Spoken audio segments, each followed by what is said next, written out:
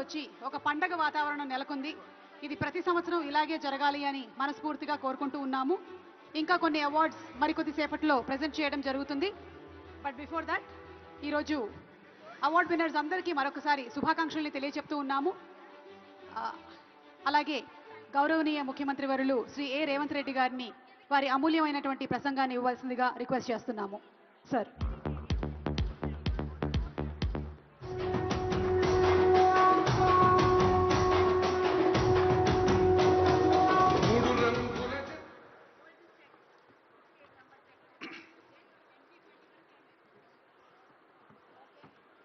తెలంగాణ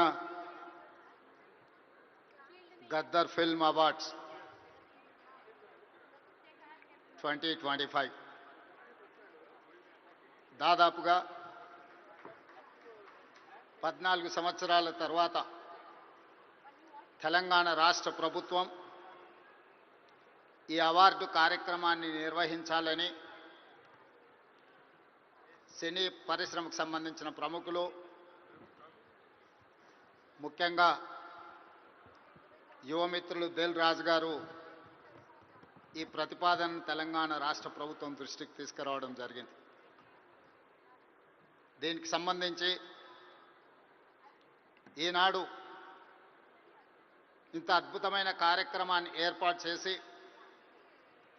ఈ కార్యక్రమానికి నాతో పాటు ఉప ముఖ్యమంత్రి వర్యులు మిత్రులు బట్టి విక్రమార్క గారు, మా మంత్రివర్యులు సినిమాటోగ్రఫీ శాఖ ప్రత్యేకంగా చూస్తున్న మిత్రులు కోమటిరెడ్డి వెంకటరెడ్డి గారిని, అదేవిధంగా మంత్రివర్యులు వాకిటి శ్రీహరి గారిని, మిత్రులు మధు యాస్కీ గారిని, రాజకీయ ప్రముఖులను, సినీ పరిశ్రమకు సంబంధించిన ప్రముఖులను అందరినీ కూడా ఈ ప్రత్యేకమైన కార్యక్రమానికి ఆహ్వానించి గతంలో ప్రారంభించిన ఒక మంచి సాంప్రదాయాన్ని కొనసాగించడానికి మీరందరూ సహకరించినందుకు మనస్ఫూర్తిగా తెలంగాణ రాష్ట్ర ప్రభుత్వం తరఫున అభినందనలు తెలియజేస్తున్నా. మిత్రులారా, కాంగ్రెస్ పార్టీ, కాంగ్రెస్ ప్రభుత్వం పరిశ్రమను ఎప్పుడూ గౌరవించి మీకు అవసరమైన అన్ని వసతులను ఏర్పాటు చేయడమే కాకుండా మిమ్మల్ని అభినందించాలన్న ఆలోచనతోటి 60 సంవత్సరాల క్రితం, నాకు తెలిసినంత వరకు సినీ ప్రముఖులకు ఇంకా బాగా తెలియాలి, 1964లో తెలుగు సినీ పరిశ్రమను గుర్తించడానికి డైరెక్టర్లను, నటులను, అదేవిధంగా ఇతర కళాకారులను గుర్తించాలి, గుర్తించిన వాళ్లకు అవార్డులు ఇవ్వాలి, ఆ అవార్డులకు నంది పేరు పెట్టాలి అని చెప్పి 60 సంవత్సరాల క్రితం ఆనాటి ప్రభుత్వం నిర్ణయం తీసుకొని ఆ సంప్రదాయాన్ని 14 సంవత్సరాల క్రితం వరకు ఎవరు ఉమ్మడి ఆంధ్రప్రదేశ్కి ముఖ్యమంత్రి అయినా ఈ కార్యక్రమాలను నిర్వహించుకుంటూ వచ్చిండ్రు. మొట్టమొదటి నంది అవార్డు ఉత్తమ నటుడుగా డాక్టర్ అక్కినేని నాగేశ్వరరావు గారు తీసుకున్నారని, అలాంటి గొప్ప కళాకారుడికి ఆనాటి ప్రభుత్వం సముచితమైన గౌరవాన్ని ఇవ్వడాన్ని ఈరోజు మనందరం గుర్తు చేసుకోవాల్సిన అవసరం ఉన్నది.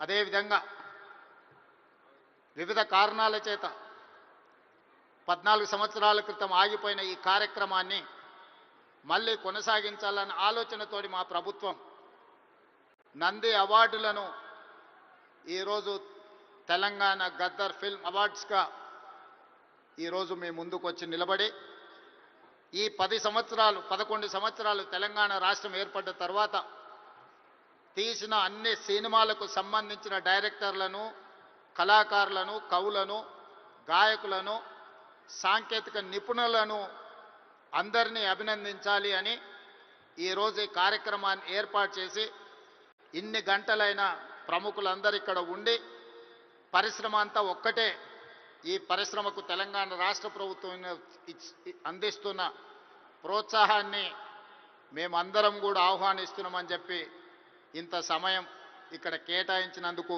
మీ అందరిని అభినందిస్తూ, గతంలో భారతీయ సినీ పరిశ్రమ అంటే బాలీవుడ్ అని చర్చించుకునేవాళ్ళు. తెలుగు సినీ పరిశ్రమ అంటే చెన్నైలో ఉంది అని మాట్లాడుకునేవాళ్ళు. కానీ ఈనాడు భారతీయ సినీ పరిశ్రమ అంటే తెలుగు సినీ పరిశ్రమ. ఈ తెలుగు సినీ పరిశ్రమకు హైదరాబాద్ వేదిక అని చెప్పి ఈరోజు మీరందరూ నిరూపించినందుకు రాష్ట్ర ప్రభుత్వం తరఫున మిమ్మల్ని అందరినీ అభినందిస్తున్నా. సినీ పరిశ్రమకు సంబంధించి మొదటి తరం అన్న నందమూరి తారక రామారావు గారు, డాక్టర్ అక్కినేని నాగేశ్వరరావు గారు.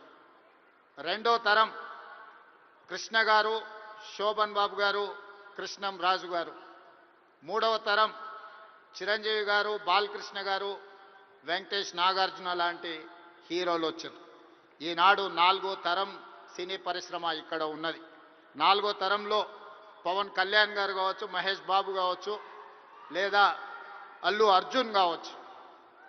మీరందరూ ఈనాడు తెలుగు సినీ పరిశ్రమకు నాలుగో తరం ప్రాతినిధ్యం వహిస్తున్నారు. ఈరోజు ఈ వేదిక మీద నుంచి చాలామంది విద్యార్థి దశలో నాకు పరిచయం ఉన్న వాళ్ళందరికీ ఈరోజు సినీ పరిశ్రమలో రాణించిందని ఇక్కడ కలుస్తుంటే నాకు చాలా ఆనందం కలిగింది. బన్నీ కావచ్చు, వెంకట్ కావచ్చు, అశ్విన్ దత్ గారి అమ్మాయిలు, లేకపోతే వాళ్ళ అల్లుడు నాగ వైష్ణవ్ కావచ్చు, వీళ్ళందరూ యంగ్ ఏజ్లో కాలేజ్ డేస్లో ఉన్నప్పటి నుంచి వీళ్ళందరూ నాకు తెలుసు. ఈరోజు గొప్ప డైరెక్టర్లుగా, గొప్ప నటులుగా, గొప్ప ప్రొడ్యూసర్స్గా నవీన్ ఎర్నేని లాంటి పెద్ద ప్రొడ్యూసర్స్ అందరూ కూడా మా యువమిత్రులందరూ ఈరోజు ఈ పరిశ్రమలో రాణించడం, ఈరోజు వాళ్ళందరినీ వేదిక మీద నుంచి అభినందించడం చాలా సంతోషకరమైన సందర్భం. అదేవిధంగా ఈ కార్యక్రమం అద్భుతంగా నిర్వహించడమే కాదు, నేను ఒక్క మాట ఈ వేదిక మీద నుంచి సినీ ప్రముఖులందరికీ కూడా చెప్పదలుచుకున్నాను.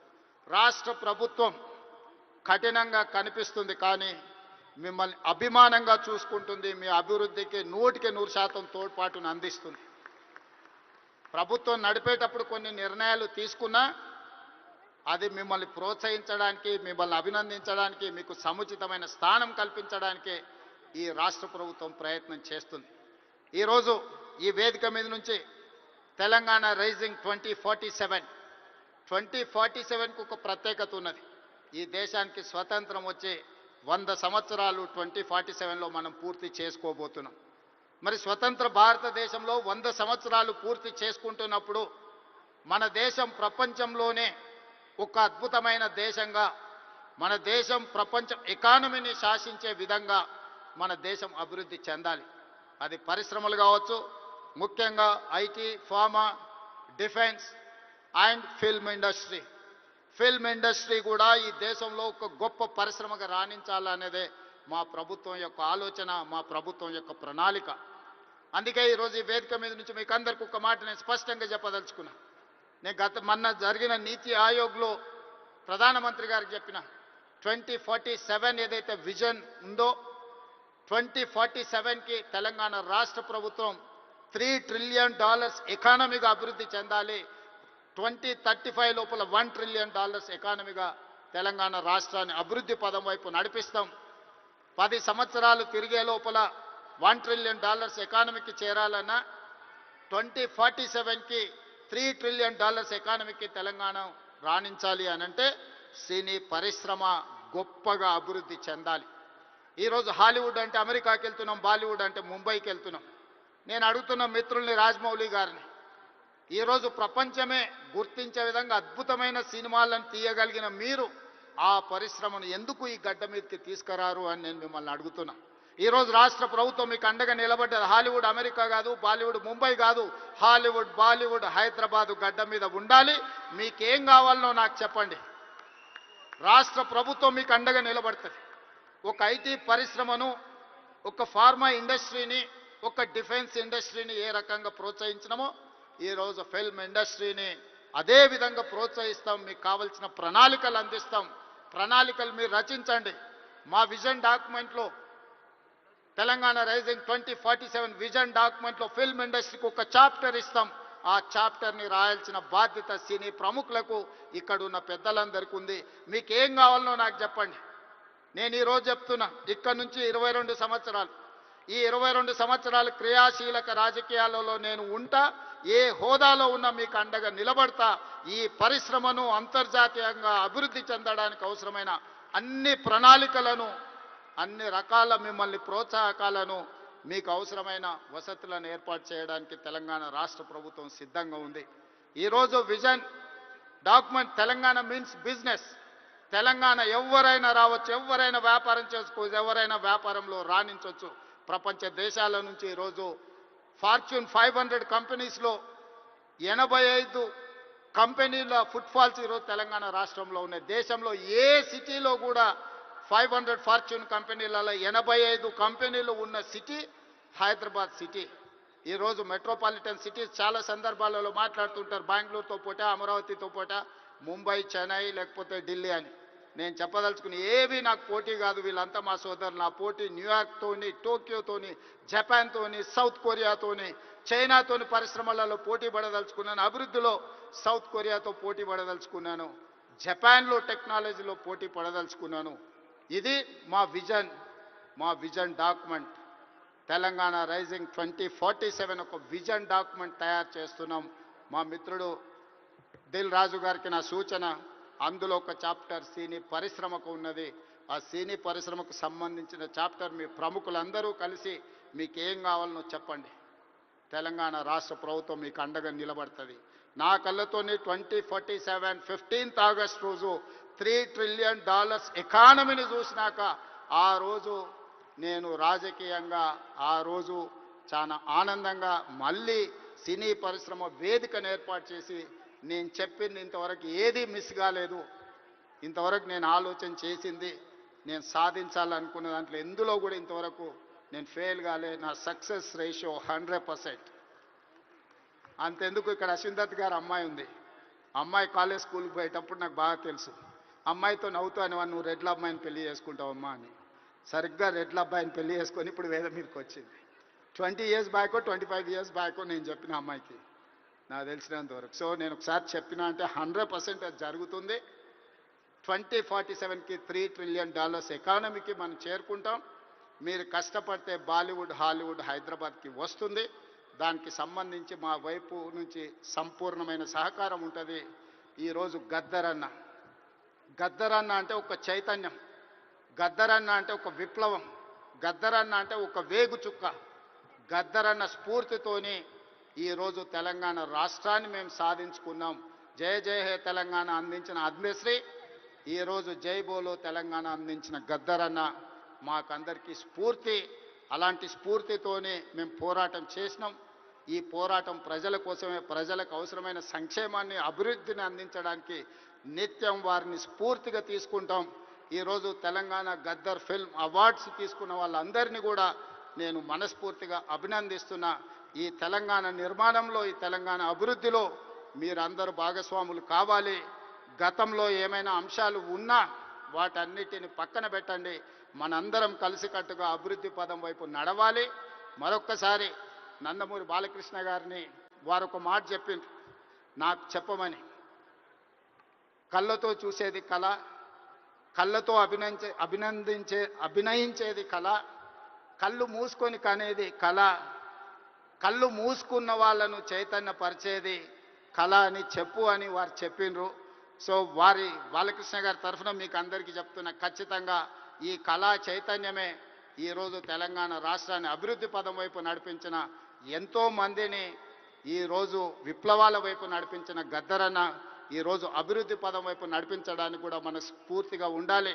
మనస్ఫూర్తిగా గద్దరన్న కుటుంబాన్ని ఈరోజు అభినందిస్తూ ఆ కుటుంబానికి కూడా రాష్ట్ర ప్రభుత్వం అండగా నిలబడుతుంది. చివరగా ఒక విజ్ఞప్తి మా ఉప ముఖ్యమంత్రి గారికి. హైదరాబాద్ పిల్లోడు రాహుల్ సిప్లీగంజ్ ఓల్డ్ సిటీ నుంచి అద్భుతంగా ఆస్కార్ అవార్డు వరకు రాణించారు. ఈ వేదిక మీద మా బట్టన్న ఏమి ఇచ్చినట్టు లేడు. తప్పకుండా అతన్ని అభినందించడానికి, అతన్ని కూడా ఏమైనా ఇవ్వడానికి రాష్ట్ర ప్రభుత్వానికి నేను విజ్ఞప్తి చేస్తున్నాను, మా ఆర్థిక మంత్రి గారికి. సో రాహుల్ సిప్లీగంజ్ కూడా ఏదైనా అవార్డు ఏమి ఇవ్వగలరో మీరు ఇవ్వాల్సిందిగా కోరుకుంటూ మీ అందరి దగ్గర సెలవు తీసుకుంటున్న. ధన్యవాదాలు మిత్రులారా.